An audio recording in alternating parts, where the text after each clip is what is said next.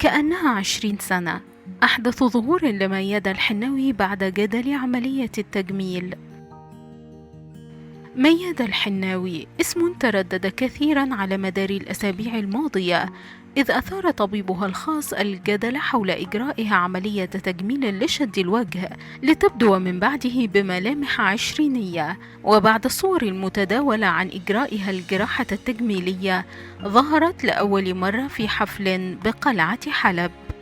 ظهرت ميادة الحناوي وهي تجلس برفقة الأصدقاء على مائدة كبيرة يتجاوز عدد أفرادها أشخاص، وكانت ترتدي فستان باللون الرمادي اللامع.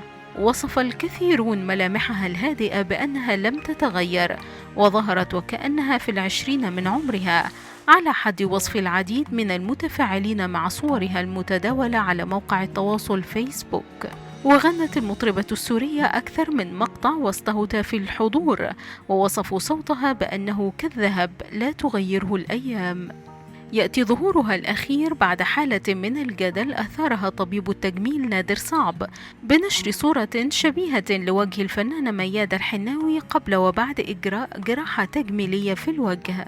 وكانت قد علقت ميادة على هذه الصور المتداولة نافية إجراء أي عملية تجميل، قائلة: لا أعوذ بالله ورحمة ماما ما عملت تجميل، مشيرة إلى أنها لن ترد الآن على نادر صعب، وقالت: كل شيء في وقته أفضل.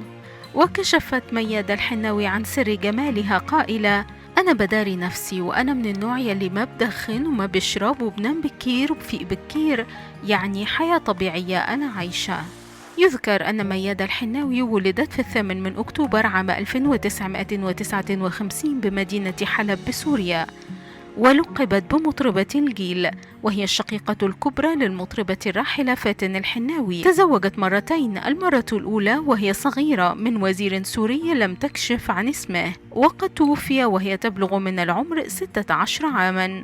وتزوجت للمرة الثانية من رجل سوري يدعى مهند أحمد، واستمرت معه لأكثر من 10 سنوات، وطلبت منه الطلاق فرفض، لذلك لجأت إلى المحاكم لتنهي زواجها بالخلع عام 2009.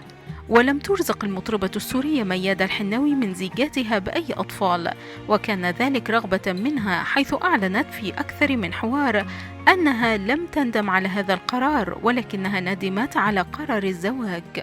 يذكر أن المطربة ميادة الحناوي قد ارتبطت عاطفيا من قبل بالملحن المصري محمد سلطان زوج المطربة الراحلة فايزة أحمد بعد رحيل الأخيرة، إلا أن هذه العلاقة لم تكتمل وأصبحا صديقين.